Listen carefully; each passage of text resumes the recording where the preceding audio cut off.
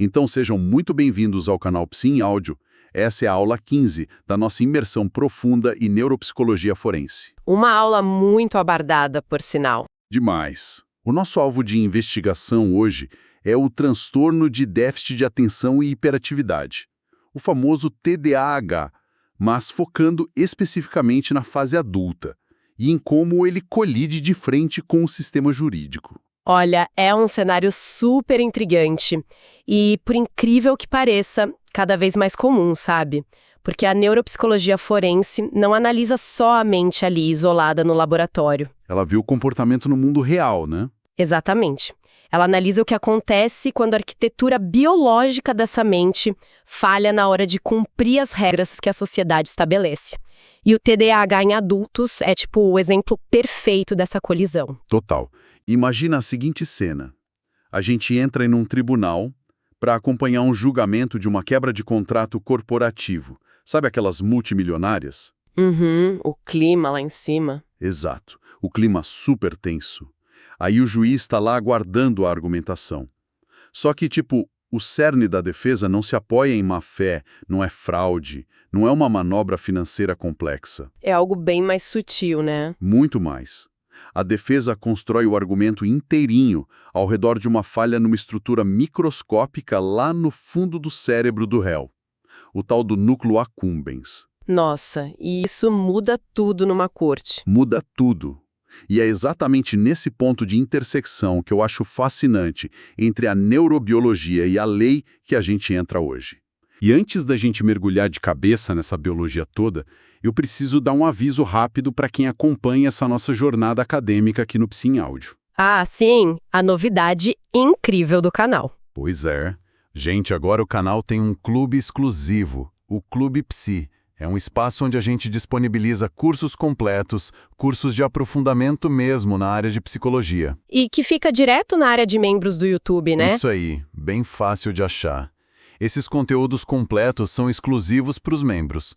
Então, se alguém quiser ter acesso a isso por um preço super baixo, mas com um valor gigantesco de conteúdo para faculdade ou para concursos, é só clicar no botão Seja Membro. Vale muito a pena. É um diferencial imenso para quem está estudando. Com certeza. Mas, bom, vamos voltar para a nossa pauta porque a gente precisa desempacotar isso. Historicamente, parece que a gente subestimou muito o impacto do TDAH, né? Nossa, muito. A gente tratava quase como, sei lá, um traço de personalidade peculiar. Só que quando a gente olha com a lente jurídica, as consequências de um cérebro que não consegue regular o próprio foco, elas assumem proporções devastadoras. A gente tem que desconstruir um mito urgente aqui. Quando a gente fala de TDAH, a imagem que vem na cabeça é logo daquela criança... O menino de 8 anos correndo na sala de aula. Exato, o moleque bagunceiro que não para sentado na carteira, quebrando tudo. Só que, a biologia não tem um interruptor mágico que a pessoa faz 18 anos e desliga. Seria muito fácil se fosse assim, né? Mas não é. Infelizmente não. A gente sabe que os sintomas continuam na vida adulta, mas a literatura médica mostra que a hiperatividade meio que muda de forma.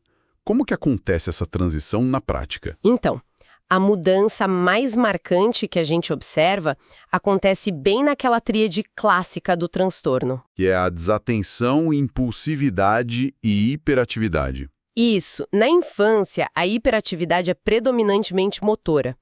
O cérebro da criança expressa aquela agitação toda através do corpo. Ela precisa se mover. Pula, corre, não consegue ficar na cadeira. Exatamente. Só que, à medida que o córtex pré-frontal amadurece, e mesmo amadurecendo de uma forma típica no TDAH, essa agitação motora, ela é internalizada. Ah, então ela vai para dentro da cabeça. Perfeito. No adulto, a hiperatividade física vira uma hiperatividade mental. É uma inquietação interna constante, sabe? Um sentimento super angustiante de que a pessoa está sempre perdendo tempo. Nossa, imagino. É como se a mente da pessoa fosse um computador, né? Como assim? Tipo um navegador de internet com umas 50 abas abertas ao mesmo tempo, e tem uma música tocando numa delas, a pessoa não faz ideia de onde vem o som e a memória RAM está quase travando. Caramba, essa analogia é perfeita. É exatamente isso. A pessoa sente que precisa engatar em 1000 tarefas ao mesmo tempo. E o resultado? um cemitério de projetos pela metade. Exato. A pessoa começa tudo e não termina nada. E tem um dado estatístico muito curioso sobre essa fase adulta. A incidência diagnóstica aponta uma predominância masculina bizarra. Chega a dar tipo 9 homens diagnosticados para cada mulher. Espera um pouco. Eu vou ter que puxar o freio de mão aí. 9 para 1, É o que os números antigos mostravam. mas isso cheira muito a um viés de diagnóstico. Sinceramente, não me parece nada plausível que a genética do transtorno poupe as mulheres numa proporção tão absurda assim. E você foi cirúrgico agora. Você tocou na maior ferida metodológica da nossa área. Porque esse número é reflexo de um viés histórico brutal da psiquiatria e psicologia. Eu imaginava, porque não faz sentido biológico. Não faz. O que acontece é que as mulheres com TDAH, elas tendem a internalizar os sintomas de um jeito diferente. Muito por causa das pressões de socialização. Meninas são ensinadas a serem mais quietas, mais comportadas, né? Exatamente. Então, a desatenção feminina é mascarada. Muitas vezes ela recebe um diagnóstico errado, tipo, é uma ansiedade crônica, é depressão ou um transtorno de personalidade. Caramba, como elas não têm aquele comportamento disruptivo de quebrar a sala, o sistema ignora. Ignora totalmente, elas passam despercebidas por anos. Até que a sobrecarga cognitiva chega num ponto de gerar um colapso funcional na vida adulta. Então, no fundo, é o sistema falhando em ler o sintoma porque os profissionais estão procurando o comportamento do menino de 8 anos na mulher de 30. É bem isso. Mas, independentemente do gênero, o mecanismo central da falha é o mesmo. A teoria do Sternberg sobre a atenção ajuda muito a gente a entender isso. Que é aquela ideia de processo atencional, né? Isso. A atenção não é tipo um holofote estático que você aponta para um lugar e pronto. É um processo super dinâmico. Você tem que monitorar um ambiente, arquivar o que importa na memória e planejar a próxima ação. E o adulto com TDAH falha sistematicamente nessas etapas, criando um efeito dominó na rotina. Com certeza, o dia a dia vira um caos. E para a gente entender como essa falha atencional acontece na prática, eu acho que a gente precisa abrir o capô desse carro e olhar o motor. Vamos lá, adoro neuroanatomia. A literatura aponta 2 modelos para explicar isso: o modelo cognitivo e o modelo motivacional. O modelo cognitivo, a gente sabe que aponta o dedo direto para o córtex pré-frontal e para a tal da disfunção executiva. As funções executivas são a chave aí. Como é que essa falha se traduz na vida real? A questão do controle inibitório, principalmente. Pensa no córtex pré-frontal como a sede da nossa racionalidade, né? É ele que nos diferencia evolutivamente. E o controle inibitório é tipo o sistema de freios de um carro esportivo. Ou seja, ele serve para segurar a onda. Exato. Ele suprime impulsos automáticos para que a gente consiga ter um comportamento mais planejado. Num cérebro neurotípico, quando surge uma distração, o córtex manda um sinal forte falando, opa, para aí. Ele bloqueia a ação na hora. Bloqueia. Só que no cérebro com TDAH, esse sinal de freio é fraco. Ou ele chega atrasado, ou ele simplesmente não existe. Então o impulso viaja direto do pensamento para a ação, sem barreira nenhuma. O freio está quebrado. Certo? Se o problema é o freio quebrado e o déficit de atenção, a gente esbarra na pergunta de $1 milhão. Aquele grande paradoxo, né? Sim. Como é que alguém com déficit de atenção consegue ficar, sei lá, 10 horas seguidas focado, sem piscar, jogando videogame ou editando um vídeo de um assunto que gosta, mas fisicamente não consegue ler um contrato de aluguel de 2 páginas? Parece preguiça para quem vê de fora, né? Parece muita conveniência. A pessoa só foca no que quer. Como a neurobiologia explica isso? E isso é o que mais gera estigma para quem tem o transtorno. Mas a resposta está no segundo modelo que você citou, o modelo motivacional. O circuito de recompensa, né? Isso mesmo. Envolve o circuito frontoventral, as ramificações mesolímbicas, o estriado. Pessoas com TDAH sofrem de uma hipofunção dopaminérgica nessas áreas. Traduzindo, falta dopamina. Eles têm o tanque de combustível sempre na reserva. Quase isso. Eu gosto de pensar na dopamina não como combustível em si, mas como a vela de ignição do motor do carro. Ah, aquela faísca inicial para dar a partida. Perfeito. A vela precisa soltar a faísca para o esforço voluntário acontecer. Num cérebro neurotípico, você vai ler um contrato chato e usa uma gasolina comum.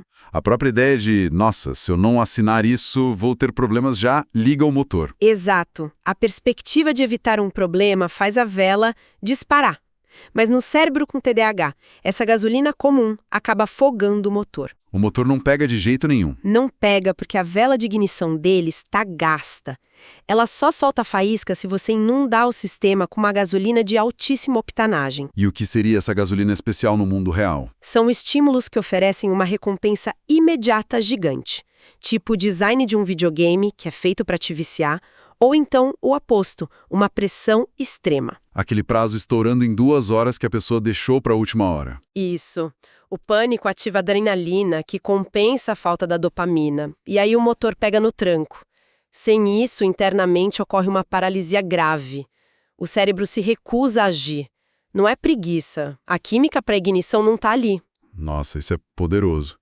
Porque isso tira o peso moral da pessoa, aquela culpa de, eu sou um vagabundo, e coloca a explicação na bioquímica. Totalmente. Muda a lente que a gente usa para avaliar o sujeito. E olha, antes da gente pegar esse carro sem freio e com o motor engasgando para passear no sistema forense, eu vou fazer uma pausa rápida. Um mid-roll estratégico aqui, como se a gente estivesse tomando um café no intervalo da nossa aula. Pausa fundamental depois de tanta informação pesada, né? Com certeza. Pessoal que está ouvindo, se vocês estão gostando desse mergulho, aproveita para curtir o áudio, curtir o vídeo no canal e, principalmente, compartilhe o link nos grupos de WhatsApp da Faculdade de Psicologia. Ajuda demais a espalhar o conhecimento correto. Sim, ajuda os colegas na jornada acadêmica e nos concursos. E, se alguém quiser aprofundar de verdade, lá na descrição a gente deixou várias sugestões de bibliografias detalhadas sobre tudo isso que a gente está falando. Livros e artigos excelentes lá. Mas voltando para o nosso papo, quando a gente olha para essa falha executiva e motivacional, fica muito claro como o dia a dia da pessoa é destruído, né? Destrói a funcionalidade por completo. Sim, mas tem um peso emocional nisso que as pessoas esquecem. A gente fala de procrastinação, de lerdeza... Dificuldade de estabelecer prioridades. De tudo isso. Mas imagina o desgaste emocional de você passar a vida toda ouvindo que é preguiçoso, irresponsável. A autoestima vai para o chão e tem um ponto crítico aí. Pessoas com TDAH costumam ter uma baixíssima tolerância à frustração. Eles ficam irritados muito fácil, né? Muito. A sensibilidade a críticas é altíssima. A literatura até estuda a disforia sensível à rejeição, onde uma crítica mínima parece uma dor física insuportável. E não é drama, é o cérebro processando mal. E é justamente aí, quando essa desorganização interna e a irritabilidade saem do controle individual, que a gente entra na lente forense. Quando os problemas transbordam para o direito. Exato. Como a lei enxerga isso na esfera civil e trabalhista primeiro? Bom, no trabalho, o TDAH pode ser uma condição bem incapacitante dependendo da profissão. Imagina um cara com TDAH operando uma guilhotina numa fábrica ou pilotando um avião. Nossa, ou um controlador de voo. 1 segundo de distração porque o cérebro não inibiu um pensamento sobre, sei lá, a conta de luz, e o resultado é fatal. Por isso, a avaliação psicológica para essas vagas tem que ser rigorosíssima. E na vida civil? Na vida civil é quebra de contrato, esquecimento crônico de contas, negligência. E tem o trânsito, que é o ambiente civil mais perigoso. Caramba, o trânsito! Jovens adultos com TDAH não tratado têm de 2 a 4 vezes mais chance de se envolverem em acidentes de carro graves. 2 a 4 vezes mais? Sim, porque dirigir exige atenção sustentada e freio inibitório a todo momento. Alguém te fecha, você não pode simplesmente jogar o carro por impulso. Se não tem o freio pré-frontal, vira estatística. E falando em estatística, vamos entrar no terreno mais tenso. As implicações penais. Esse é um assunto muito sério na neuropsicologia forense. É grave. Eu lembro de ler na literatura que adultos com TDAH têm índices absurdos de problemas com a justiça. Tipo, uma probabilidade de detenção de quase 47%, contra 24% de neurotípicos. Os dados são assustadores. E em amostras de psiquiatria forense focadas em crimes violentos, as pesquisas apontam que até 55% dos encarcerados tinham histórico de TDAH na infância. Pera lá, eu vou fazer o advogado do diabo de novo. Pode fazer. 55%. Eu olho para isso e vejo um problema de causalidade. A gente não pode dizer que o TDAH causa o crime violento. Isso vira uma desculpa para criminalizar um transtorno. De forma alguma. A gente não pode cair nesse reducionismo biológico, você está certíssimo. Porque, tipo, o TDAH não tratado leva o menino a abandonar a escola, que leva a um subemprego, que leva à marginalização, e aí vem o crime. É uma questão social também. Exato. O diagnóstico isolado não é atestado de impunidade e não é um nexo causal direto. Mas ele é um fator de risco fortíssimo. E a gente entende isso através do modelo biopsicossocial da personalidade. Que é aquele que avalia as predisposições de comportamento. Isso. Esses indivíduos pontuam lá no teto, num traço chamado busca por novidades. Porque eles estão precisando desesperadamente daquela dopamina, né? Da gasolina de alta octana. E o que no mundo real entrega a dopamina mais rápido do que qualquer outra coisa? Abuso de substâncias. Drogas, álcool. Exatamente. 20 a 40% dos adultos com TDAH têm histórico de abuso de substâncias. A droga atua como um catalisador gigantesco para a conduta delitiva. Você pega um cérebro que já não tem freio inibitório e afoga ele em cocaína ou álcool. Você destrói a mínima barreira que existia entre o pensamento impulsivo e o crime. Perfeito. A pessoa perde totalmente a pouca capacidade de reter a inibição social. Agora, a pergunta crucial que não quer calar. Isso significa que, num tribunal, o TDAH funciona como uma desculpa legal para cometer um crime? Não. Eu sou bem categórica nisso, não. O TDAH sozinho não torna a pessoa inimputável. A pessoa sabia o que estava fazendo. Ela entende o caráter ilícito, mas a capacidade de autodeterminação estava fragilizada. Então ele entra como um atenuante ou como uma peça-chave para a gente entender a dinâmica do crime. E o neuropsicólogo precisa avaliar isso com uma precisão matemática. E como faz isso? Como você prova para o juiz que a impulsividade era falha biológica e não malícia? A gente não usa só conversa. A gente usa testes de laboratório rigorosos, tipo o paradigma go-no-go. Como funciona isso na prática? É um teste no computador. A pessoa é condicionada a apertar um botão sempre que vê uma figura verde, por exemplo. O cérebro cria um plano motor automático. Fica lá apertando direto. Isso. De repente, aparece uma figura vermelha, que é a instrução para não apertar. O cérebro neurotípico vê, freia e o dedo não aperta. E o TDAH? O plano motor dele já começou. O córtex tenta mandar o sinal de freio, mas ele chega tarde demais e a pessoa aperta. E a gente quantifica essa falha em milissegundos no laudo pericial. Que fantástico. É a biologia mensurada entregando justiça. E, bom, para a gente amarrar essa nossa aula 15 de hoje, eu vou fazer um apanhado geral do que a gente discutiu. É bom para fixar o conteúdo. Vimos hoje que o TDAH não é só distração ou lerdeza, e muito menos restrito a crianças bagunceiras. Longe disso. É um transtorno complexo do neurodesenvolvimento, afeta os circuitos executivos, afeta um sistema de recompensa e transforma aquela hiperatividade infantil numa angústia e inquietação interna no adulto. Falamos da procrastinação, da desorganização. Sim, de como isso destrói a rotina. E, de forma muito crítica, vimos como essa impulsividade aumenta drasticamente o risco de tragédias no trabalho, no trânsito e até o encarceramento penal por conta das comorbidades com o vício. E eu queria deixar um pensamento provocativo aqui no final para os nossos estudantes e profissionais que estão ouvindo. Manda bala. Pensem em quantos indivíduos estão hoje no sistema prisional ou estão sentados no banco dos réus em varas cíveis, pagando multas impagáveis, cujo verdadeiro problema subjacente é um córtex pré-frontal que nunca conseguiu inibir um impulso de forma adequada. Caramba! A neuropsicologia forense não serve para inocentar ninguém, mas ela serve para nos dar a real dimensão do comportamento humano através da biologia. A gente precisa enxergar a doença por trás da falha moral. Uma reflexão fortíssima para fechar o nosso encontro. Eu finalizo aqui num tom de muito acolhimento, agradecendo demais a companhia de quem ficou com a gente nessa imersão profunda de hoje. Foi excelente. Para não perder as próximas aulas sobre psicologia, não se esqueça de seguir o canal Psi em Áudio. E reforço o convite. A chave para se destacar na faculdade e arrebentar nos concursos está no aprofundamento constante. Vem para o Clube Psi. clique em Seja Membro e destrave todo esse conhecimento. Um grande abraço para todo mundo e até o próximo episódio da nossa jornada.